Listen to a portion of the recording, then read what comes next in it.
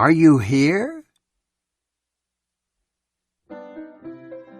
Hey, thank you for plugging in to the Paul Leslie Hour. We are elated and honored that you're here.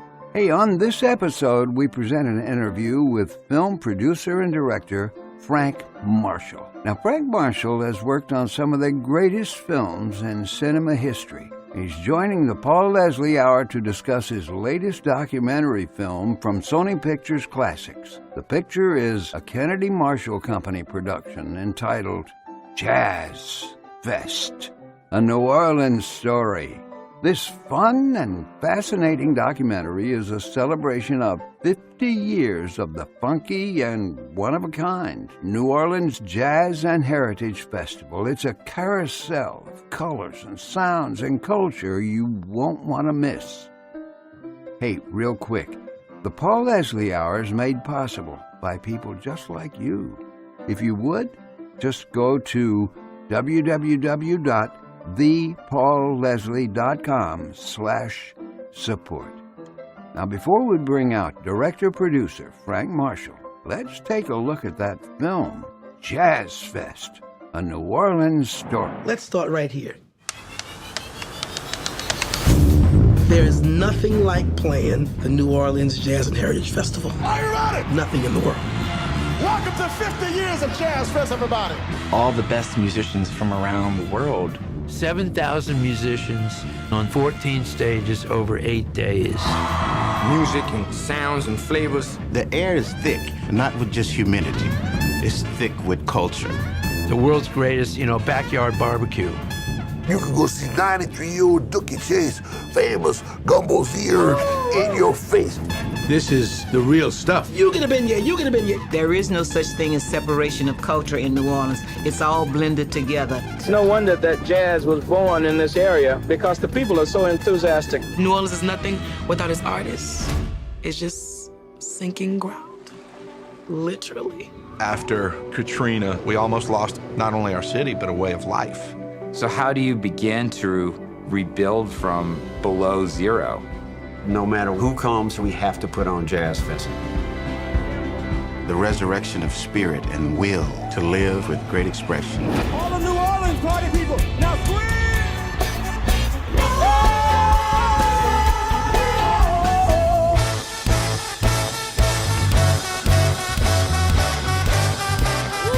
One of the most beautiful concert experiences I've ever had. The music was cleansing the city and just showing everything's gonna be all right. That's why I came here. There's a soul in this city. Life's to be enjoyed, not endured, and there's a lot of that. Who came to party? This can only happen in New Orleans. That's the magic of the festival. Happy 50-year Jazz Fest! We're gonna go out there and jam. We'll see y'all out there tonight.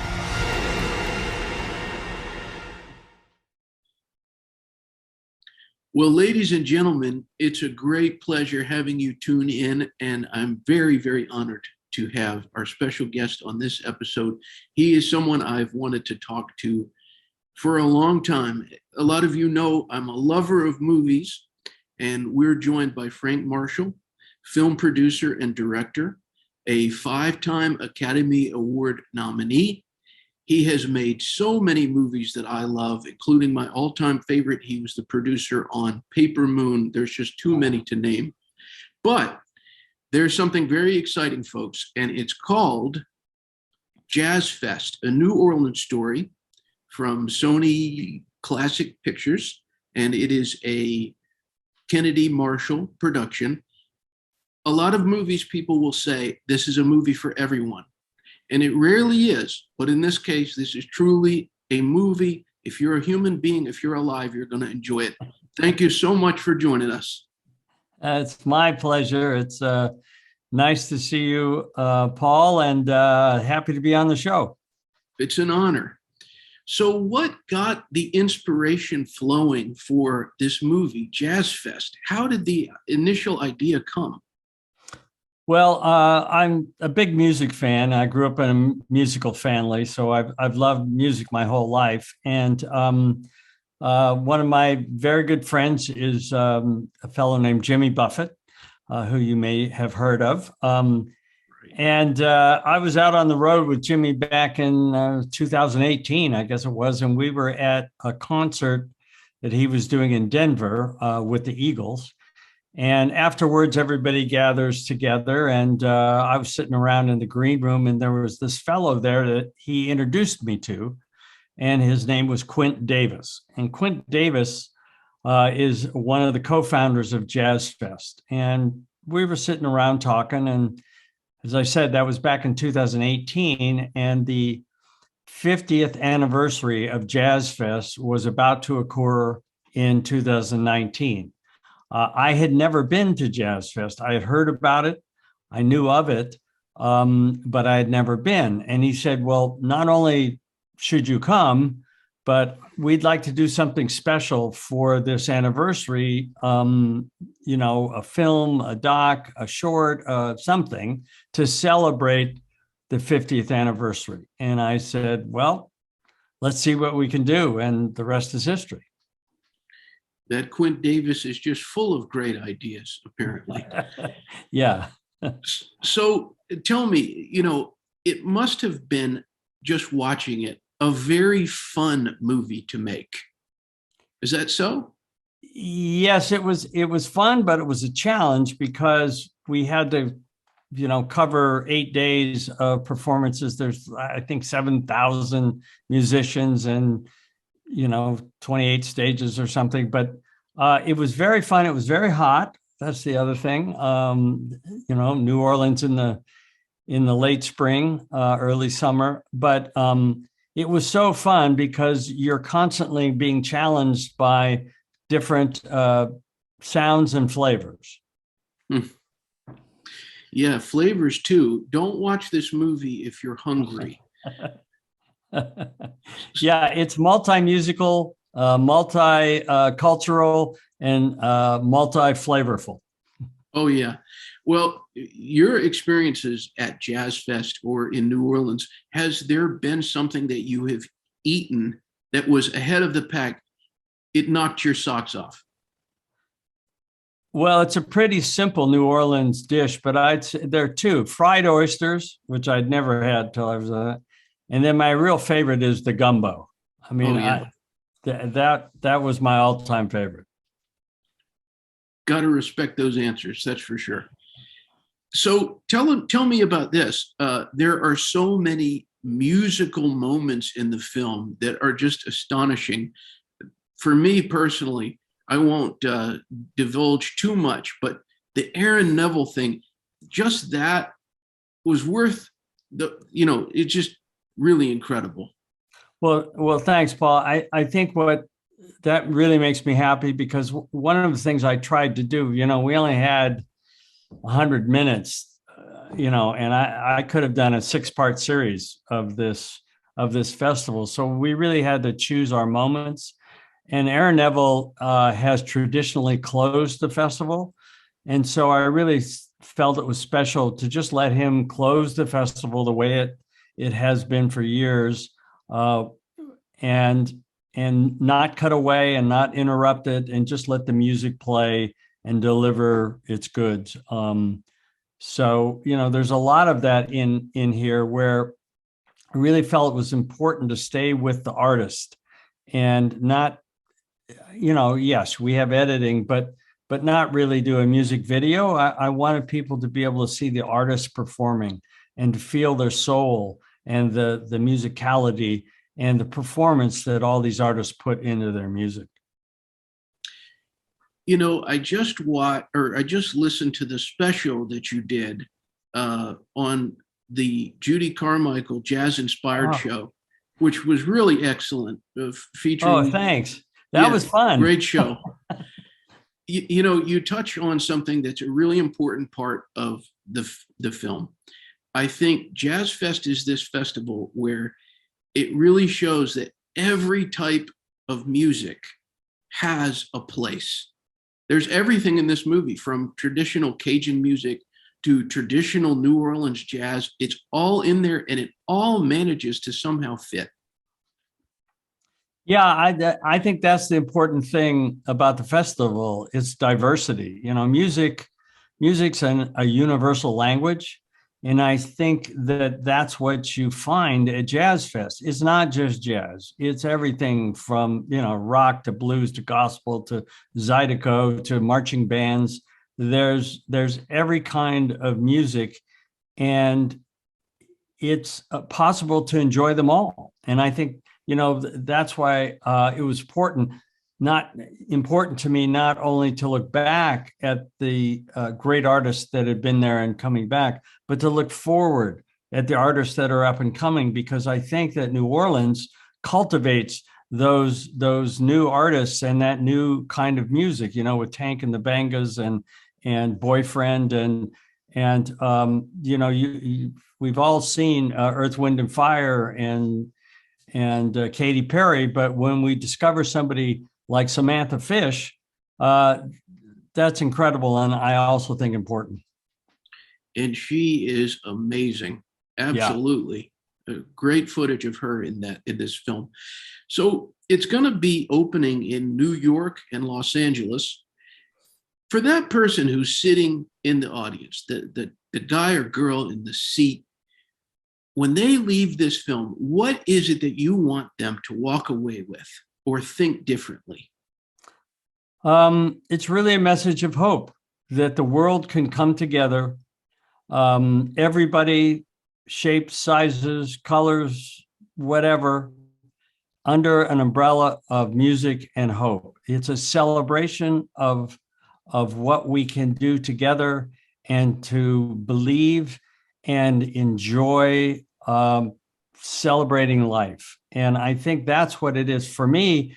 In another sense, it's a cure for COVID.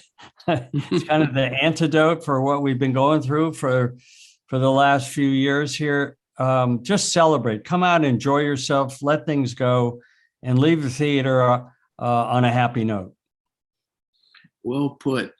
Now, two of the characters that people are going to see in the film, the late founder of Jazz Fest, the late George Wein, and then also you get to see this guy, Quint Davis. You literally see him in this movie grow up, because it shows him as a young guy and he's partying like crazy, leading the parade.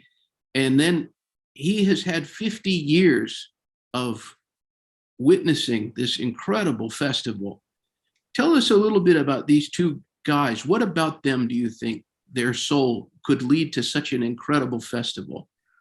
Well, I'm glad you mentioned that, Paul, because I actually hadn't thought about it, that we do see Quint Davis grow up. And as I said, I had the pleasure of meeting him 4 years ago now, and he's a good friend. I just saw him at Jazz Fest 2 weekends ago, had dinner. But it is, I think it's an example of trying to find something that you want to do in life that you love. He loved music. George Wein was smart enough to pick him out of the crowd. I think he was at LSU. He just came in as a PA. And as George Wein says, I just threw him in the water to see if he could swim. And Quint took that challenge because he loved New Orleans and he loved music, and he wanted to create something or help create something that would tell the rest of the world that story. And when you also see George Wein sort of mature over all these years, he started the Newport Jazz Festival. He also started the Newport Folk Festival. So he didn't want them to be like that. He wanted a festival that was unique to New Orleans. And, what better to make it about than jazz, because jazz was born there. And also when you go on these little journeys of making documentaries, the thing that appeals to me most is the freedom and the discovery.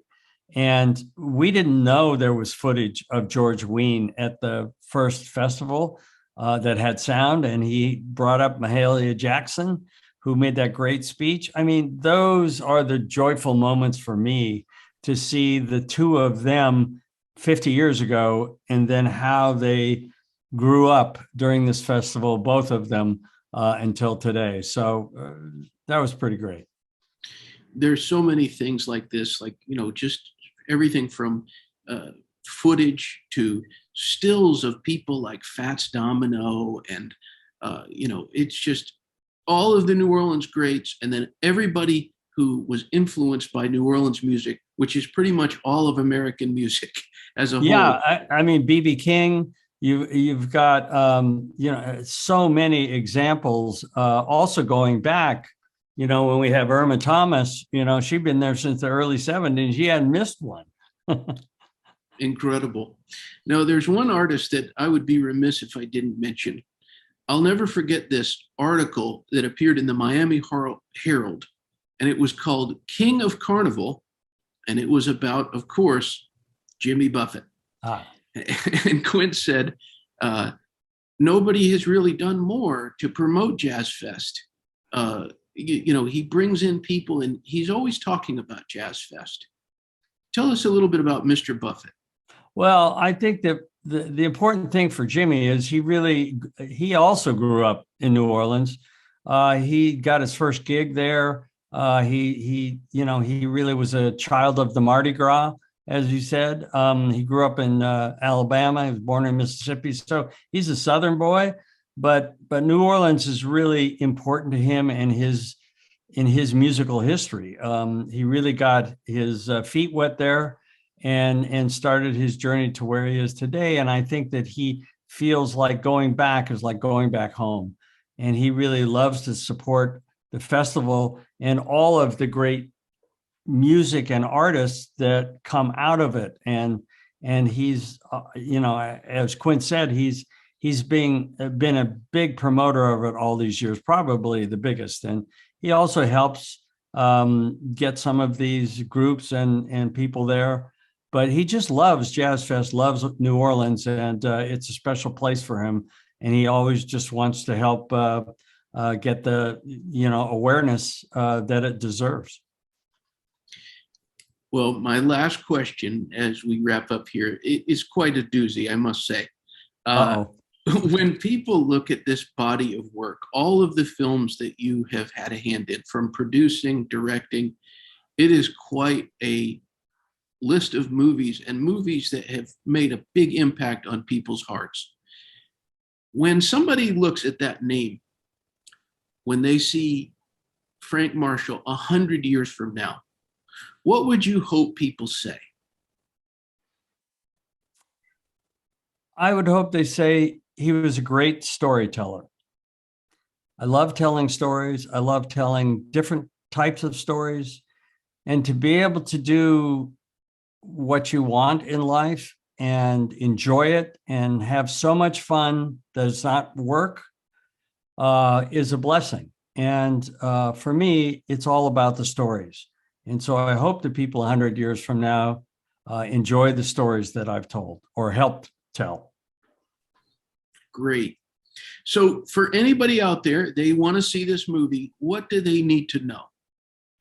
They need to know that it is opening in movie theaters. Time to go back to the theaters. Sony Pictures Classics has been nice enough to hold this until we were able to go back into the movies. It's open right now in LA and New York at several screens, opening this weekend, wider in several cities like San Francisco and Chicago. And then on June 3rd, it's opening nationally. It'll be in 300 different screens. So just check the, Google Sony Classics or Jazz Fest, the New Orleans story, and you'll see where to get a ticket in a theater near you. And then eventually it'll come on to the streamers, but that's not going to be for a while. So let's all go back to the movies. Right. Put on a Mardi Gras shirt and some beads and go see this movie, folks. Yeah, it really needs to be seen and heard on the big screen. I can't wait. Well, Frank Marshall, thank you so much. It's a pleasure. Great to speak with you, Paul, and always a pleasure. Have a great day. Same to you. Bye now. The Paul Leslie Hour is made possible by people like you, listeners, viewers. Please go to thepaulleslie.com/support, and you'll know what to do when you're there. Thank you. Thank you, everyone who contributes. Performance of The Entertainer intro song by John Primorano. And of course, this is your announcer speaking. See you next time on the Paul Leslie Hour.